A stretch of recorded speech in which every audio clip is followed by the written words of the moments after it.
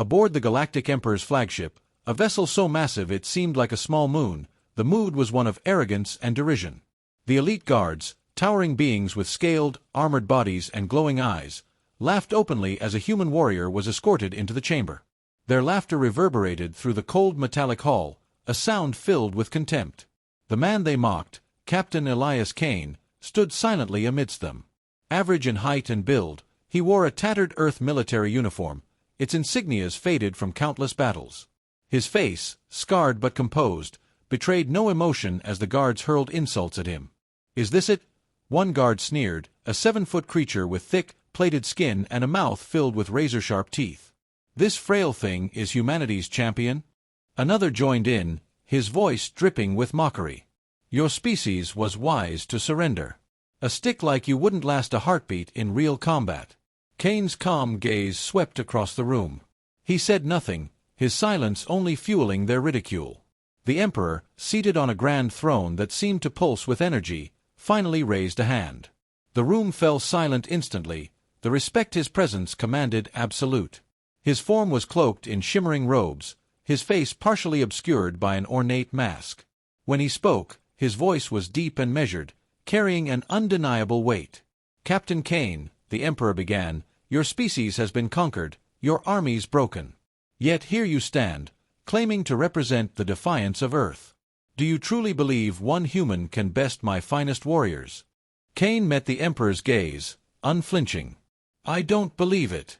I know it." The guards erupted in laughter once more, but the Emperor remained still, studying the man before him. After a moment, he leaned forward, his voice laced with intrigue. "Then let us test this boldness. A trial by combat. 3 of my elite will face you in succession. If you fall, humanity's fate is sealed. Your people will remain subjugated for all time. But if you win," he paused, letting the weight of his words settle, "Earth will be granted its autonomy, and a seat in the Galactic Council." The room grew tense. The guards exchanged glances, their amusement replaced by anticipation. None of them believed Kane could win, but the stakes had now been raised. Kane nodded once. "I accept." The Emperor leaned back in his throne, a small, unreadable smile playing on his lips. "Very well. Prepare yourself, Captain Kane. Your first opponent awaits." As the guards prepared the arena, Kane stood alone in the center of the chamber. The weight of humanity's survival rested on his shoulders, but he showed no fear. Instead, he flexed his fingers, cracked his neck, and waited. Above, the crowd of alien dignitaries and soldiers jeered, calling for his humiliation. They saw a human, weak and unremarkable. What they didn't see, what they couldn't comprehend, was the quiet fire burning within him. The arena was vast, its floor made of polished obsidian that reflected the dim, otherworldly light from above. Surrounding it, thousands of alien spectators filled the stands, their voices rising in a cacophony of jeers and mocking laughter. At the far end, the first opponent entered, a towering reptilian brute with scales like blackened steel and arms thicker than Kane's torso. The crowd erupted in cheers as the guards stomped forward, each step sending tremors through the ground. His name was Korath, a being known across the galaxy for his raw strength and brutal combat style.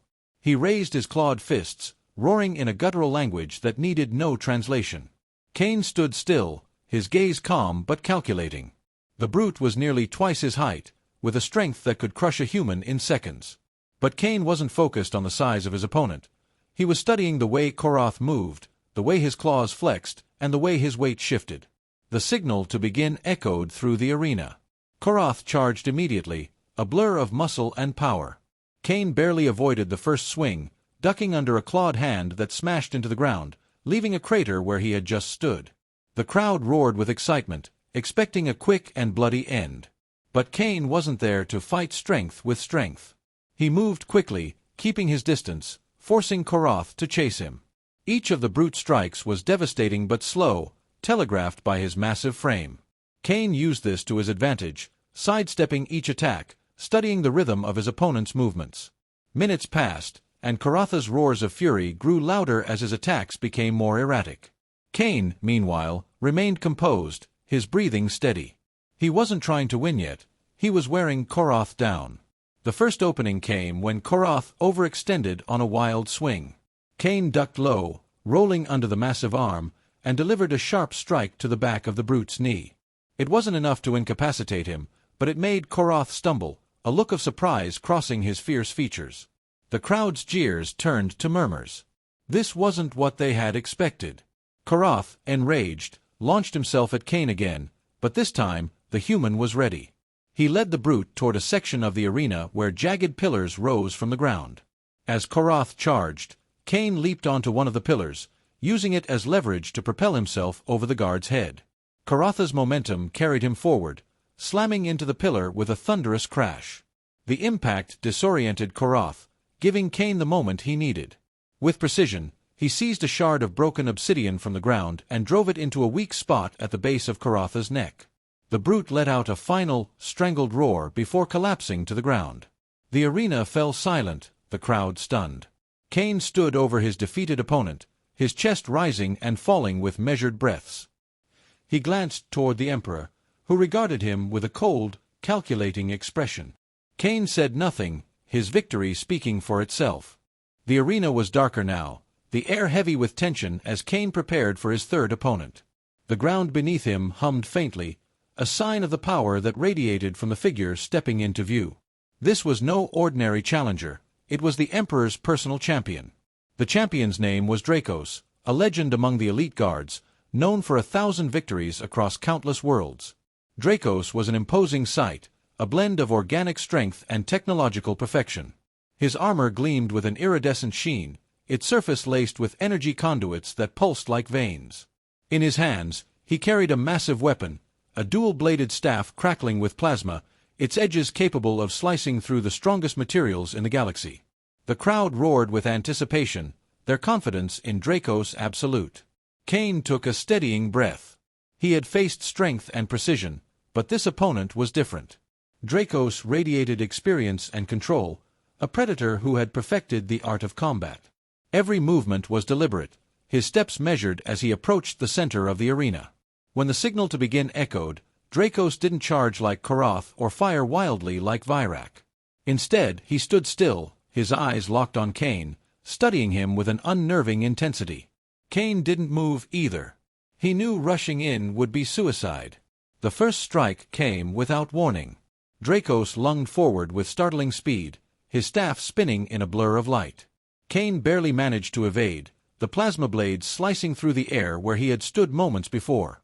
The ground beneath the strike sizzled, molten lines etching into the obsidian. Kane countered with a quick strike of his own, aiming for a gap in Dracos's armor, but the champion parried effortlessly.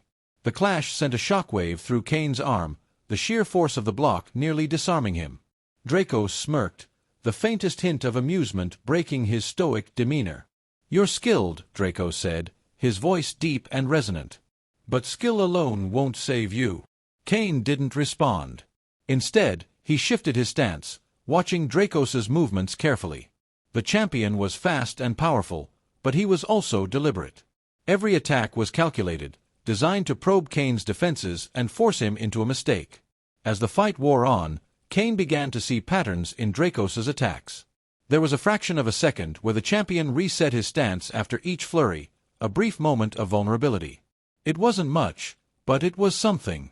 Kane pressed the advantage, moving faster now, forcing Dracos to defend rather than attack. He targeted the weak points in the champion's armor, testing its durability. Dracos blocked most of the strikes, but a few landed, leaving scorch marks on the gleaming surface. Dracos growled in frustration and unleashed a devastating series of blows, driving Kane back toward the edge of the arena. Kane stumbled, his foot slipping on the molten ground, and the crowd erupted in cheers, sensing the end. But Kane wasn't finished. Using the momentum of his fall, he rolled to the side and grabbed a shard of obsidian. As Dracos moved in for the killing blow, Kane threw the shard with pinpoint accuracy, striking the champion's weapon.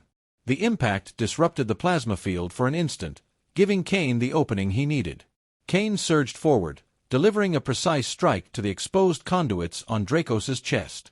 Sparks flew as the champion staggered, his armor faltering for the first time.